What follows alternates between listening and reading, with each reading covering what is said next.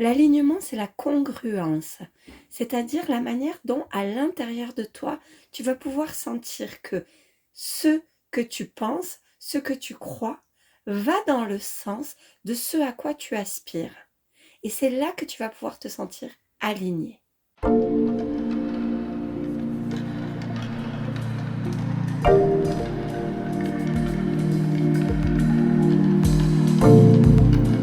Hello, mon nom est Florence Vie, je suis mentor dans le domaine de l'évolution spirituelle au féminin, fondatrice de Révèle ta magie. J'accompagne les femmes connectées, intuitives et engagées à vivre une vie guidée chaque jour par l'âme et le cœur. Ce qui m'anime, c'est un monde où les femmes se révèlent et rayonnent la lumière de leur âme. Si tu souhaites incarner tes plus belles fréquences au quotidien et recherches des partages, des astuces, des conseils, une vision, alors tu es à l'endroit parfait. Bienvenue dans mon univers et dans le podcast Les Magiciennes. Hello les belles magiciennes, je vous espère en forme aujourd'hui. Je suis tellement heureuse de vous retrouver. Pour celles qui me suivent, et vous êtes de plus en plus nombreuses et nombreux à me suivre, et c'est vraiment un tel plaisir de sentir ça, de sentir cette connexion, de lire vos retours. Honnêtement, c'est juste incroyable. Mais pour celles qui me suivent, peut-être vous avez constaté que la semaine dernière, il n'y a pas eu d'épisode de podcast, tout simplement parce que ma voix était complètement partie. J'étais totalement à faune. Là aujourd'hui, c'est pas encore pleinement revenu, mais quand même, ça va bien. J'en profite pour vous dire que ça fait maintenant quelque chose comme 6 ou 8 semaines que je propose un autre épisode tous les samedis matins, un épisode dans un autre domaine qui est Raise Your Vibe, et c'est une méditation qui sort chaque samedi entre 7h et 8h. Normalement, ça sort à 7h, mais il y a eu quelques fois où j'étais un tout petit peu en retard. Voilà, donc si vous aimez méditer, honnêtement, je vous livre dans ces méditations-là ma plus grande expertise. La méditation, c'est quelque chose que je pratique depuis 2003. Et vraiment, c'est là une de mes grandes expertises, amener dans des expériences qui vont permettre de transformer. C'est comme des activations énergétiques. Donc voilà, je vous laisse découvrir. Vous en avez déjà quelque chose comme 7 ou 8. Aujourd'hui, on va parler ensemble d'alignement et je vais venir répondre à la question de Sandra.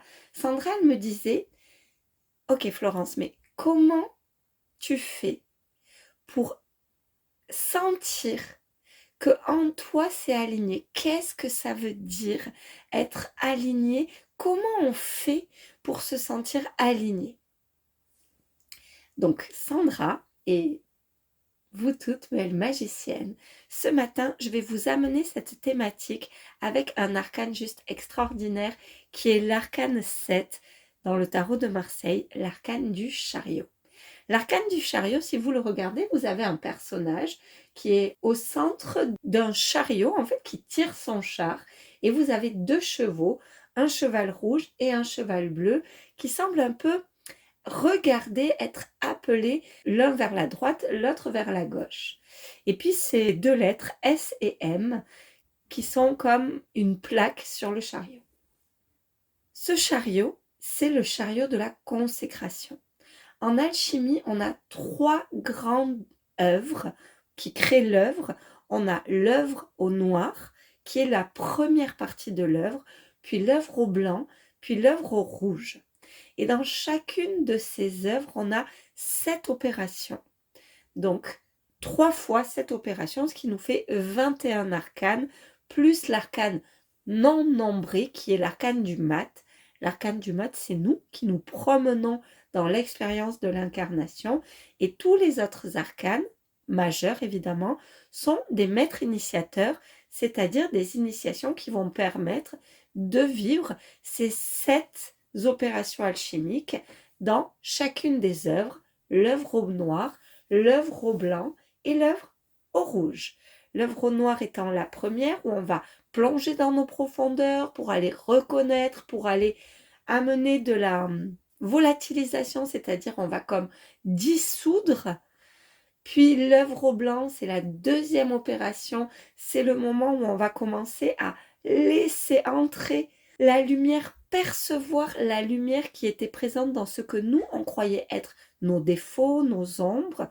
Et enfin, l'œuvre au rouge, c'est l'affinement, c'est le fait petit à petit de laisser cette lumière se redensifier de sorte d'incarner son être divin et de pouvoir faire ce pourquoi nous sommes ici sur la terre, c'est-à-dire diviniser la matière, c'est-à-dire créer depuis notre part la plus divine et installer le divin, l'essence divine, c'est-à-dire on pourrait appeler ça la lumière et on pourrait appeler ça l'amour dans tout ce que nous faisons, c'est-à-dire créer depuis la fréquence d'amour. Pour répandre l'amour, pour rayonner l'amour, pour faire circuler l'amour. L'amour, en fait, en alchimie, la lumière, ça s'appelle l'aour. L'aour, c'est la lumière divine. Donc, vous voyez, aour, amour. L'amour, c'est simplement l'aour qui a été mis en mouvement. Donc, ça, c'était pour poser un peu le décor. Donc, on arrive avec l'arcane du chariot, arcane numéro 7, à la fin d'une des œuvres. Donc là, en l'occurrence, on est plutôt dans l'œuvre au noir, mais en vérité, il n'y a pas d'ordre chronologique dans les arcanes.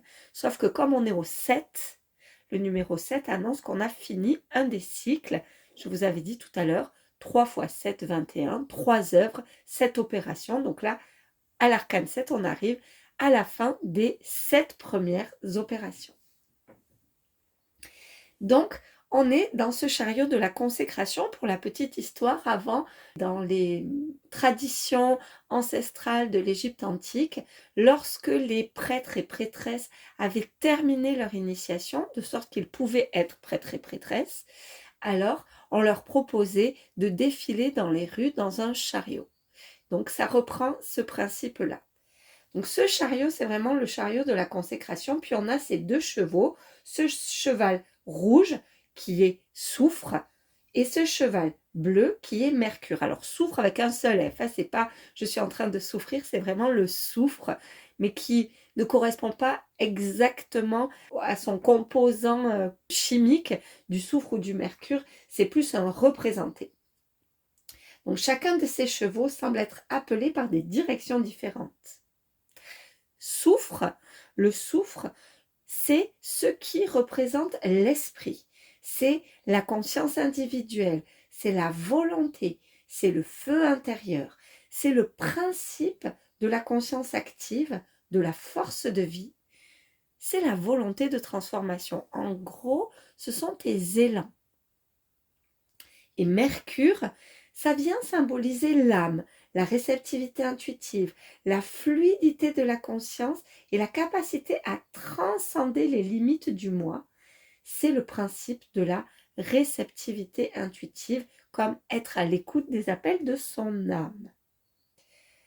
Donc, ici, si sur cette carte, si sur cet arcane, tu observes, il est évident que si chacun de ces deux chevaux veut aller dans un sens, bien, le conducteur, là, il va se sentir vraiment bloqué. Parce que pour aller tout droit, si chaque cheval est appelé par une direction, on va avoir ce sentiment d'être bloqué.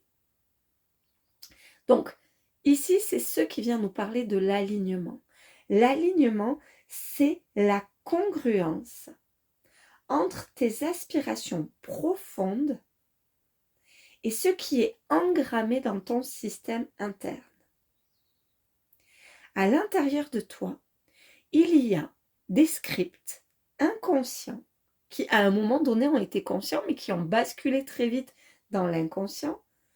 Et ces scripts, tu les tiens de ton environnement et de ce que tu as construit au fil de ton histoire. Par exemple, en script, tu peux avoir se tromper, c'est risquer d'être rejeté par ses pairs. parce qu'une fois, tu t'es trompé au collège, tu avais dit que tu ferais quelque chose, et puis tout le monde te soutenait, tout le monde trouvait ça extraordinaire, et puis tu n'as pas réussi à le faire.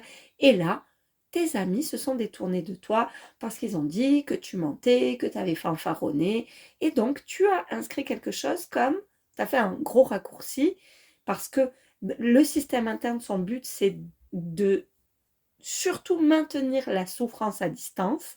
Et donc, tu as inscrit comme programme interne, attention, se tromper, c'est être rejeté par ses pairs, c'est donc être seul, c'est être moins aimé, égale souffrance. Et on a comme ça tout un tas de scripts. On dit aujourd'hui que 5% de nos pensées sont conscientes contre 95% qui sont inconscientes. Et que dans ces 95 qui sont inconscientes, il y en a à peu près 80 qui sont limitantes tout simplement parce qu'elles ont été forgées, créées, écrites à un moment donné où on a souffert et où on a tiré des conclusions un peu hâtives de sorte de maintenir cette souffrance à distance. Donc il est évident que lorsque l'appel de l'âme, que là on va simplifier, on va symboliser par le cheval bleu. Si tu n'as pas l'arcane, si tu n'as pas la carte sous les yeux, honnêtement c'est pas grave, tu imagines juste un chariot avec un cheval, 2 chevaux qui le tirent, puis il y en a un qui est bleu, là c'est vraiment l'appel de l'âme, c'est cette chose que tu as envie, puis il y en a un qui est rouge, c'est l'esprit avec derrière le bagage du système interne. Et donc forcément, peut-être que le bleu lui dit, mais si, regarde, c'est simple, on va créer cette chose, on va aller vers cette chose. Et puis, le cheval rouge, il est OK avec ça, sauf que quand il va piocher dans ses ressources, il voit bien qu'il y a des limites.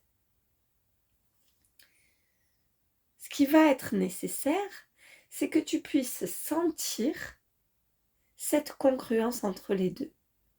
Alors, je t'entends déjà me dire, ok, deuxième partie de la question, comment est-ce qu'on fait ça?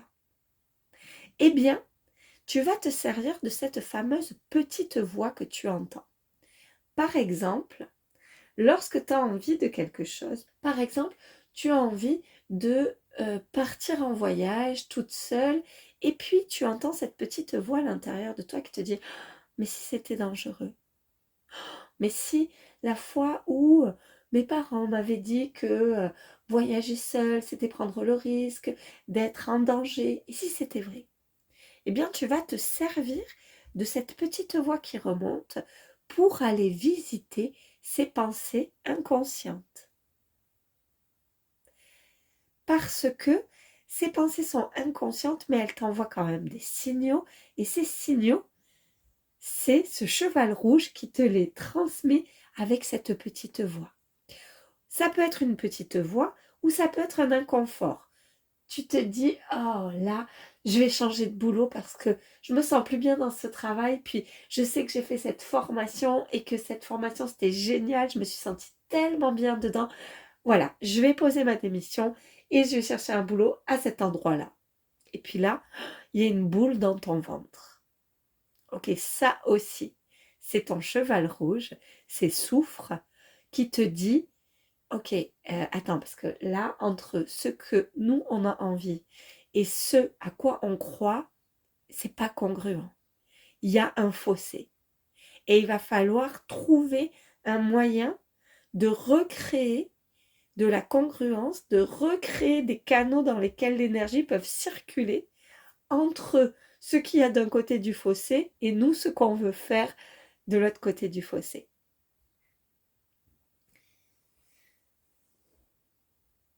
Comment est-ce qu'on fait ça? Eh bien, tout simplement en écoutant cette petite voix ou cette sensation, cette émotion, et en 2, on va aller visiter quelles sont les peurs qui remontent. Par exemple, j'ai peur de ne pas retrouver du travail. Si je laisse ce travail, ok, et que finalement, si je ne trouve pas du travail, j'ai peur finalement de penser ce nouveau poste et puis que ça refasse pareil et que je me dise non, finalement, c'est pas pour moi et que je m'en veuille. J'ai peur de ne pas me sentir épanouie et que du coup, les gens à qui j'ai dit, ah, je vais changer de boulot parce que là, c'est clairement ma voie, j'ai trouvé ma voie, Ils me disent, tu vois, tu es instable. Ok, puis je note comme ça. Et je vais aller visiter ensuite, est-ce que tout ça c'est vrai?